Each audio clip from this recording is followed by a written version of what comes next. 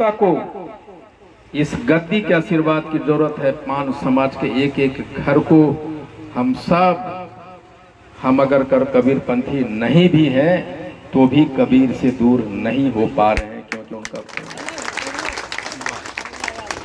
मुझे खुशी है, थोड़ी सी बेअदबी हुई है कि मंत्र गद्दी की तरफ से आदेश था कि सिर्फ IP गुप्ता को इस पे चढ़ाया जाएगा और हम सबों ने ज़बरदस्ती यहाँ आ गया है, इसलिए मैं माफ़ी मांगता हूँ आपसे। कि हमारे लोगों को ये समझना चाहिए था कि भाई चेहरा दिखाने के लिए IP गुप्ता यहाँ थोड़े आया है।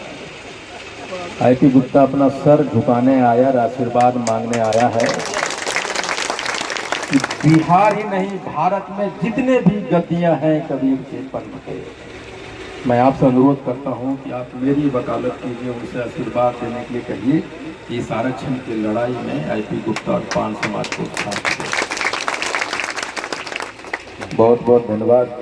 मैं ये भाषण का मंच नहीं बनाना चाहता, एक बार फिर से माफ़ी मांगते हुए आपसे क्षमा चाहता हूँ। हमारे लोग यहाँ पे ज़बरदस्ती चढ़ गए। बहुत बहुत धन्यवाद। Thank you very much.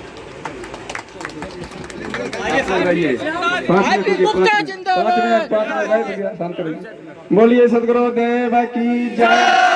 आज हमारे नेताजी आज जिस विषय पर हम लोगों को चर्चा देने के लिए आए हैं, पूरे भारतवर्ष में 6743 जाति है। कितना? 6743 जाति। आज यह इस मंच से जो हमारे नेताजी का आह्वान निकला, इस मंच पर चढ़ने का अधिकार नहीं था हमें। हम लोगों को छोटे छोटे टुकड़े टुकड़े में बांट करके आज शिक्षा पर अधिकार देख लीजिए किनका है, आज केंद्र पर अधिकार देख लीजिए किनका है। हम लोग 87% में है। कितना? 97% कहिए, 97 पूरे भारतवर्ष में। आज 97% में हम लोग हैं। हम लोग 10 जगह भी मौजूद नहीं है। हम लोगों की स्थिति इतना दयनीय है। सदगुरु कबीर साहब ने कहा कि मूर्ति पूजना महापाप है। आज हम लोग सदगुरु कबीर साहब की मूर्ति को पूज रहे हैं। आज हम लोग शूद्र समाज से आते हैं, हम लोग 97% में है। आज कोसी जोन की ताकत होनी दिखाना चाहिए वर्ग केंद्र में कि हमारे पास कितना ताकत है। लेकिन आज स्थिति है इस समाज की, हम अपने महापुरुषों को भूल गए हैं। आज हम अपने महापुरुषों को याद नहीं करते हैं। आज हम याद करते हैं राम जी को, हनुमान जी को।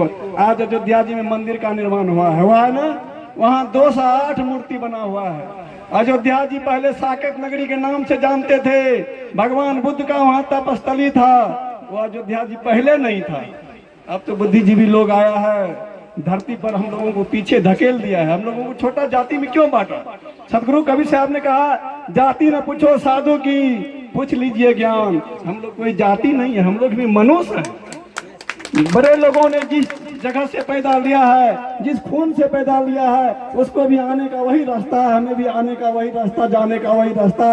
तो हो गया फॉरवर्ड, 1 नंबर का जाति। और हम हो गए शूद्र कुल में, छोटे जाति के वर्ग के लोग। हमारा वो अलग है क्या? हमारा जन्मने का रास्ता अलग है क्या? हमारा जाने का रास्ता अलग है क्या? आज हम लोग कम बुद्धि के चलते, आज हम लोगों के पास में विवेक नहीं है। इसी विवेक के चलते आज हम लोगों में सामाजिक भावना गलत हो गया। भाई में प्रेम नहीं है, आपस में प्रेम नहीं है। कई दलों में हमको बांटा गया। आज हम लोगों का आरक्षण छीना गया। आप लोगों को पता नहीं चलेगा कि आरक्षण क्या है। जिसको आरक्षण है 50 नंबर रहेगा, उसको किसी विषय में उसका बेटा मास्टर डॉक्टर बनेगा। आज आपका बेटा को 100 का 100 नंबर लाना पड़ेगा, तब मास्टर डॉक्टर चपरासी का नौकरी होगा। ध्यान से सुन लीजिए, आरक्षण का पता सबको नहीं है। OBC ST के पता किसको है? पूछिए, किसी को नहीं है। आप लोगों को क्या दिया गया? लिखित रूप में हमारा नाम काट करके इस पन्ने से हटाया गया है। आज भगवान राम को पूजवाना चाहता है। आज सदगुरु कबीर साहब, रेदास, डॉक्टर भीमराव अंबेडकर का आज कहीं मंच लगता है क्या? डॉक्टर भीमराव अंबेडकर का, उसका जयंती के नाम पर डॉक्टर भीमराव अंबेडकर ने कहा था कि इस देश के पढ़े लिखे लोगों ने मुझे धोखा दिया है, समाज के लिए लड़ा। लेकिन आज हम अपने महापुरुषों को भूल गए हैं। जिस महापुरुषों ने देश का कोई कल्याण नहीं किया है, उस महापुरुष का हम आदर करते हैं। हमारे IP गुप्ता जी ऐसे समाज सेवी नेता, कहिए कि हमारे इस शूद्र कुल में एक भगवान बनकर के आज आया है इस समाज को जगाने के लिए। आज हम लोग इनका कदर नहीं करेंगे, इनका आदर नहीं करेंगे, यह समाज का धरोहर नहीं होगा। बड़ा बड़ा उदार हृदय से इस मंच से चढ़ करके आज भाषण हो रहा है। हम लोगों को एक जगह बैठने का मौका, एक जगह खाने का मौका, आज हम लोग छोटा छोटा जाति में बांट करके एक जगह बैठने का हम लोग को अभी स्वाभिमान नहीं था।